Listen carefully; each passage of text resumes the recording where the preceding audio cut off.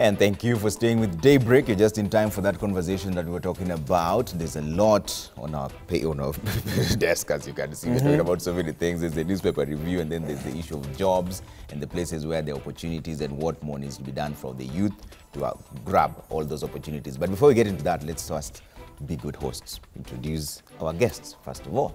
And I'll start from my immediate left. That is Victor Otieno. Thank you so much for coming in. He's the director and CEO at VIFA Consult and a policy advisor at ASEC. ASEC is the Association of Startups and SME Enablers of Kenya. Thank you so much for coming in. Followed by Madam Joyce Njogu.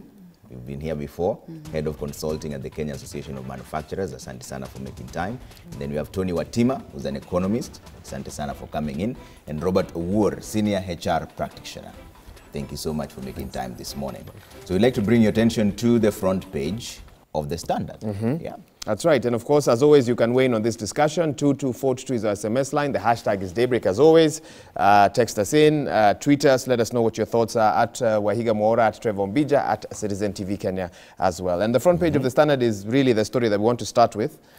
Kenyans hold on to 7 billion in old notes. Demonetization, central bank mop-up of old currency nets 60 billion, but questions persist over missing billions and suspicious transactions. That is where the rubber meets the road. 3,172 is the number of suspicious transactions. CBK has invited detectives to investigate, and 60 billion is the amount of new deposits netted in the demonetization exercise, which KRA can stake a claim to, and the worth 7.4 billion shillings is the old 1,000 notes that were not returned to the banking system and are believed now to be dirty cash. 7.4 billion shillings. Tony, I'll start with you, the economist here. What does this essentially mean for the economy if 7.4 billion shillings is essentially written off? Okay. Technically, when you write off 7.4 billion, you basically saying there are people whose wealth you've confiscated. And so that goes as a dividend to government itself, that you've moved money from public and gone back to government, where CBK is able to, it's more of recollecting or mopping up the 7 billion. But technically, I think the success of the demonetization will tend to analyze a few things here and there. I think one of the main things will be how much money came into the formal system itself. Around the 97% are converted. Is there dirty cash that came up? One of the things that we look at is how many new bank accounts are there that came up during this process, and did digital transactions move up? So we can gauge on the evaluation of the demonetization itself on are we able to structure our informal sector and the dirty cash and all that. But it's premature to say that the 7 billion in total is dirty cash. I'm sure there are people who are genuine, legitimate cash owners, but were caught up in that lockout. Tony, tell me this, and as journalists, we are called upon to question every official statement issued by government, even by private sector as well. That is our job. Yes. Are you surprised by these figures, or when you heard them? Because remember, at the end of August, the governor had said that about 100 billion was not accounted for. Now in September, we're down to 7.4 billion, and some are questioning. So you mean about 93 billion just reappeared over the last 3 weeks into the economy? I think that's a good question, and I think CBK didn't clarify that. Because by the end of August, we had 53%. Then we had only September, that period in time, that we got to 97. So we had around 44% happened within September, which is not possible. But looking at the figures of 7.4, that is around 3.3% of total cash converted. I think it's within range that we can say that is the kind of amount if you are to estimate black cash or illicit cash, that will be the range. I think a bigger figure from that will mean that I think many people who are legitimate cash owners will have been locked out of that process itself. But I think at 3.3 we are within range. Is there a possibility that this money is in foreign currency? No. How it happens that if you want to convert your Kenya shillings to the dollar itself, especially if you're doing bulk, CBK will be able to flag it off. You'll flag CBK, that system will read on the CBK system itself. So one of the main things I think CBK has not clarified is what are the kind of transactions and nature of transactions that are saying they've moved it to the investigative authority. We'll want to know what kind of transactions are also that and what kind of amount that we are looking at in the picture itself. I think it might be that the accounts were trying to move the Kenya shillings into the dollar itself. So the nature of it, we cannot tell much. But I think maybe there are questions that, there are answers there that we need to get that can able to provide a perspective in this thing. Okay. Yeah. Jace, has this had an impact in the manufacturing sector, the whole demonetization process? Well, I first want to say that at least the government tried to do quite a long-term kind of promotion to alert people to get into this. But for the manufacturing sector, as he says, in terms of cash movement and the supply chain, because the cash moves a lot around the supply chain, it may affect some of the suppliers or some of the investments that may have gone into it.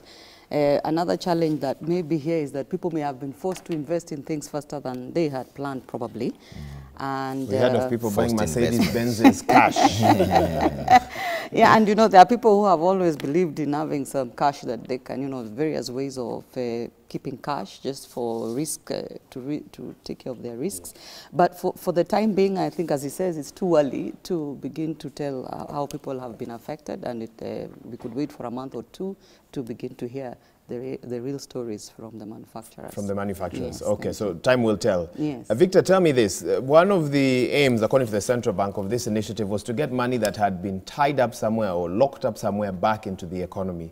And obviously this would be to the betterment of SMEs and startups, because they have been crying for a long time that there just isn't enough money flowing in the economy, and because many SME owners are living, I don't want to say from hand to mouth, but you know, when you're a small player, you are trying, every shilling counts. Yeah. You know, have your members recorded an increase in repayment or things like that could indicate that the money really is flowing to the right places? I think SMEs are unique by themselves.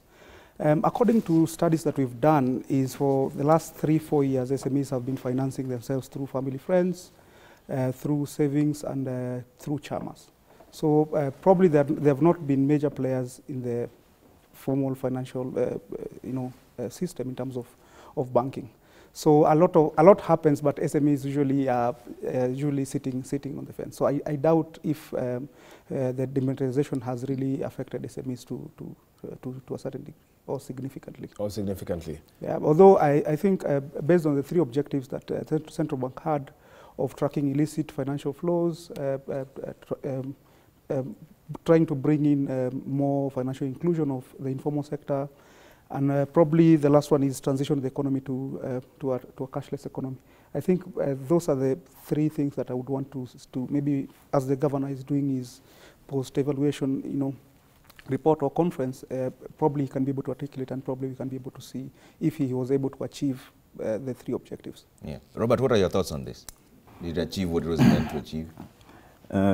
Okay, from a common man, Mwananchi, I think at first we thought the time is too much given. Because you see, when the whole idea was brought to the public, what people knew that there's a lot of dirty money in the market. And so the CBK is trying to make sure that at least this is cleaned up.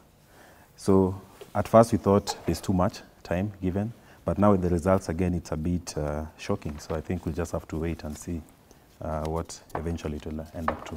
What eventually it will end up to be. Yes. All right, there's a very interesting story, Trevor, if you can allow me just to transition. On page 23 of the Standard. Grabbers rush to return stolen property to EACC. And there are a lot of smiles on the table. I don't know whether... Page 23 of the Standard. And of course, property worth more than 5.5 billion, either regularly acquired or grabbed by former and current government officials and politicians in Nakuru County has been returned, including 768.8 acres of government land and houses worth billions of shillings. Now, here's the statement that caught my attention. Speaking to the media, the EACC South Reef director talked about former powerful civil servants, politicians, administrators who have opted to return that property. But this EACC official declined to give details of those who have voluntarily surrendered grab property, saying the commission wanted to encourage more people to own up or face prosecution. So this is a tricky thing, because the EACC is trying to use alternative dispute resolution or to get people to bring back any land that they may have grabbed. And it seems to be working. But the biggest question is, if you admit to a crime, does it not still make it a crime? And does this deter future land grabbers from not stealing? That is the question. Tony, as always, we start with you. You have the so I mean, when you hear an initiative like this, what are your thoughts? And we've seen it even with guns in certain counties where they say just return your guns and we won't ask any questions. Yes. I think one of the main things in public policy is about transparency. The more you shine light on something, the more you expose the things that are happening there. I think it's a good initiative, but it's being implemented wrongly.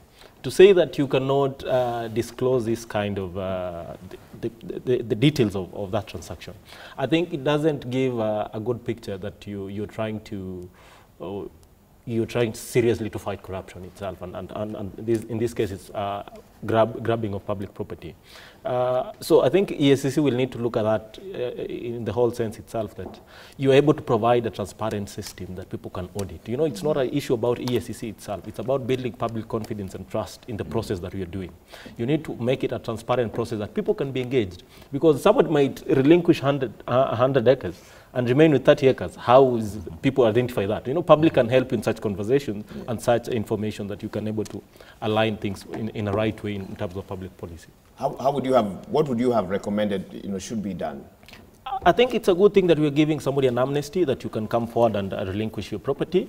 But I think it's good also to admit in public that you did a criminal act itself, that you are able to so that you're able not to subject to a process that... But admitting there are consequences.